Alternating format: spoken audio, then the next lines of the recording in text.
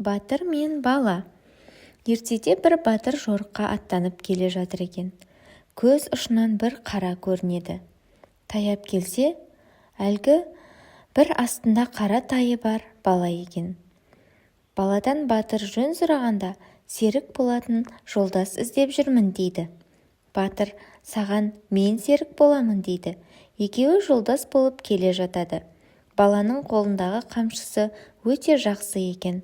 Батыр әлгі қамшыны балаға лайық көрмей, өзі алғысы келіп, алудың қисынын білмей, астындағы арғымағына сеніп, балам, қамшымызды бәйгеге тігіп жарысайық, қай озғанымыз пәлен жерден тосып алайық дейді.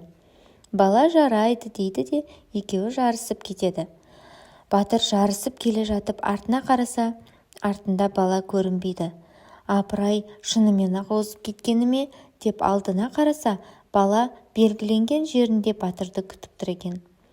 Батыр аяңдап келіп, ұялып, қолындағы қамшысын балаға береді. Бала, ата, өз қамшым бар ғой, маған біреудің қамшысының керегі жоқ, сіз болмасаңыз дейді. Содан кейін екеуі тағы жүреді. Жүріп келе жатып, бір көп жылқыға кездеседі.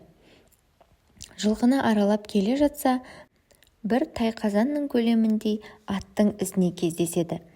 Ізге түсіп келе жатса, аттың ізі жоғалып кетіп, орнына есіктей жаяу адамның ізі кездеседі. Сөйтіп келе жатқандарында алдарынан бір киіз үй кездеседі. Үйдің белдеуінде бір үлкен ат қаңтарулы тұр екен. Әлгі із осы аттікі екен деседі. Сөйтіп келіп, үйдің жанына тоқтайды. Үйдің ішінде бір-екі адам сөйлесіп отырады. Екі адам өздерінше сыбырласып отырмыз десе де, батыр мен балаға айғайлап айтқандай естіледі. Екеуінің сөзі мынау екен. Біреуі, ей, сен әлгі атты түнде жолды аралағанда терлетіп тастаған жоқпысың дейді. Екіншісі, ол несіне қиналады, біресе мініп, біресе арқалап отырдым дейді. Сөйтсе жаңағы батыр мен бала жылқы аралағандағы біресе тайқазан аумағындай ат ізі, біресе есіктей жая ізі болып жүрген мына үйдегі адамның біресе атты мініп, біресе арқалап жүргендегісі екен. Бала, ата, түсейік, не де болса көрерміз дейді. Батыр, әй балам, менің жүрегім тайқақтап тұр-ау дейді. Ендеше түспей-ақ қоялық деп екеуі жүріп кетеді.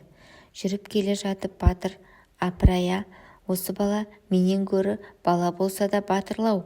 Осы әлгі үйдің мен маңайынан жүруден қорқып тұрғанда, ол түсіп көрейік не де болса да дейді, деп ойланып балаға қарап қояды. Жүріп келе жатып екеуі бір тойға кездеседі. Тойға келсе, екі пар болып палуан күрестіріп жатыр екен. Бұлар келіп, біраз жағына қосылып отырады. Бір уақытта ана жақтан бір отырғаны түйедей, тұрғаны үйдей бір балуан шығады. Бұлар отырған жақтан оған қарсы ешкім шықпайды. Бала батырға, ата, мен шықсам қайтеді дейді. Батыр, ойбай қарағым-ау, ананың түрі анадай, сенің түрің мынадай, өлтіреді ғой. Немене, өзіңнің бұрын балуандығың болушы ме еді деп сұрайды.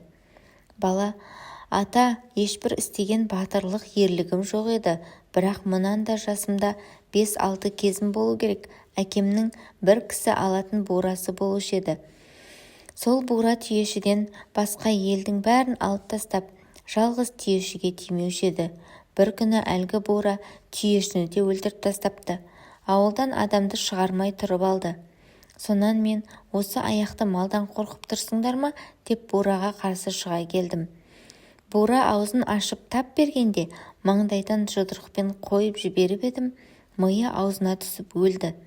Екінші одан кейін сол хабарды естіп, еліміздің бір қолбасы болған батыры менімен бір жолықсам деп аңдып жүріп, бір күні қолымда қамшымнан басқа түгім жоқ, жылқы қайыра шыққанда, әлгі жау болып тиіп, мені ұрып таста деп сойылмен бастан салып өткенде, маған оның сойылы еш нәрсе етпеді. Мен өте бергенде жанынан қамшымен осып жіберіп едім, қабырғасы сөгіліп кетіпті. Сол жерде тіл қатпай өліп еді. осы екеуінен басқа ешқандай батырлығым да балуандығым да жоқ деді. Батыр, ендеше қарағым өзің біл, шығам десең шық, мен тілеуіңді тілейін деді. Сонан бала киімін шеше салып балуанға шығады. Ана дәу балуан айғай салып, әй, аналарың бала ғой деді. Өледі, әр алыңдар дейді. Бала жұлып алғандай, өлсем құным төлеусіз болсын деп ұстаса түседі. Ұстай ала баланы лақтырып жібереді. Бала аяғынан тік тұра қалады. Қайта келіп ұстаса түскенде тағы лақтырып жібереді. Тағы да жығылмай аяғынан тік тұра қалады. Бұл ыза болып кетіп, ойпырмай, маған не болды деп жүгіріп келіп, бұғана тұсынан қапсырай ұстап тартып қалғанда бұғанасын жұлып алады. Дәу балуан сол жерде тіл қатпай өледі. Әлгі дәу балуанның адамдары, кісімізді өлтірдің, құнын бер деп дау шығарады. Екі жақтан бітім шығып тоқтатып, балаға түйе бастатқан 9 етіп бәйгесін береді. Бала алған бәйгесінің бәрін батырға береді де, өзі батырмен қош айтысып жүріп кетеді. Жүріп келе жатып, қоналқалыққа бір қалың тоғайға жетеді. Күрке тігіп, от жағып, тамақ пісіріп отыр екен. Есіктен салдырлатып бір адам кіреді. Бала ет жегенде әлгі адамға ет берсе, өтірік жегенсіп төбесінен лақтырып жіберіп отыр екен. Бала байқай отырып, мұның адам емес, жезтырнақ екенін біледі. Тамақ ішіп болған соң әлгі адам кетіп қалады. Бала оның өзін аңдып келіп кеткенін біліп, өзі төсегіне жатпай, төсегіне бір ағаш кесіп алып келіп жатқызады да, өзі мылтығын алып аңдып отырады. Ұйықтады-ау деген кезде әлгі қайта айналып келіп, ептей басып баланың төсегінде жатқан ағашты кеуде тұсынан қарқылдап күліп бас салады. Сол уақытта бала көздеп атып, мылтықпен басып кеп қалады.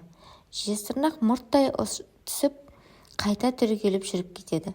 Тамған қанның ізімен жүріп, қалың ағаш ішіндегі қуысқа кіреді. Ептеп келіп, есігінен сығаласа, есігінен кіре құлап өлген екен. Бас жағында бір-екі кішкене баласы жылап отыр екен. Бала әрі-бері отырып, осы екі кішкене бала не қылады деп үйге кіріп келген екен. Екі баласы, шешемізді өлтіріп, енді өзімізді өлтірейін деп келдің бе? Деп екеуі жағасына жабыса түседі. Бала екеуінің де басын кесіп алады. Үйін ақтарып қараса, дүние нәрсесі бар екен. Баланың ұзатайын деп жүрген бір қарындасы болады екен. Оның сәукелесі жоқ екен. Соған нәрсесінен бір ғана сәукеле алады. Бірақ алғанмен мұның екі баласын, қатынын өлтірдім. Енді бұлардың әкесі бар ғой. Ол осы сәукеленің иісімен іздеп табады. Оны не де болса осы арадан күтіп алайын деп неше күн тосады. Бірақ әкесі келмейді. Келмеген соң не де болса үйімнен күтіп алайын деп жүріп кетеді. Келгеннен кейін бірнеше күннен өткен соң қарындасын ұзатады. Қарындасы ұзатарда ағасынан әлгі сәукелене сұратады. Ағасы әкелерін әкелсе де, мұны иесі іздеп келгенде осы иісімен қарындасына барады ғой. Онан да өзімде тұрсын деп бермеген екен. Қарындасы сұратып болмаған соң көңілін қимай береді. Берерде қарындасын шақырып алып, шырағым болмадың енді, ал бірақ не 7 жылда, не 9 жылда мұның иесі іздеп келеді. Иесі 7 басты жезтырнақ. Ол келгенде күндіз келмейді, түнде келеді. Өзің қашан соның көзін шойғанша түнде ұйықтама, күндіз ұйықта. Түнде отырғанда қолыңа бір жылқының санын ал, бір өткір пышақ ал. Кіре бергенде санмен желкеге салып жібер. Сонда ол маңдайша түсіп кеткен екен деп кеудесін жоғары көтере берер. Сол тұста пышақты сұғып ал. Онан қашсаң өзің өлгенің дейді. Сөйтіп қарындасын ұзатады. Барған соң қарындасы түнде жатпайды. Өңкей ғана күндіз ұйықтайтын болады. Барған күйеуі, қатыным жынды, түнде қасыма жатпайды деп неше рет оқытады да, қаратады да. Бірақ ешбір ем болмайды. Бір күні түнде отырғанда қорада иісі мына жақтан шығады, жоқ мында екен деген дауыстар шығады. Ептеп есіктен сығаласа, жеті басты жезтырнақ өзінің бастарымен сөйлесіп келе жатыр екен. Сан мен пышақты алып, есіктің қайырлысына тұра қалады. Есіктен жезтырнақ кіре бергенде желкеден қойып жібереді. Мынау иттің маңдайшасы құлағалы тұрған ба деп кеудесін көтере бергенде жүрегіне пышақпен сұғып алады. Жезтырнақ сол жерде өледі. Келіншек сол жерден байын оятып алып, неше жылдан бері неге түнде жатпай жүргенін, ешқандай жынының жоқ екенін, осындай зор қауіпті күтіп жүргенін айтады. Содан ел қатарына кіріп, бір ел билеген адам болады.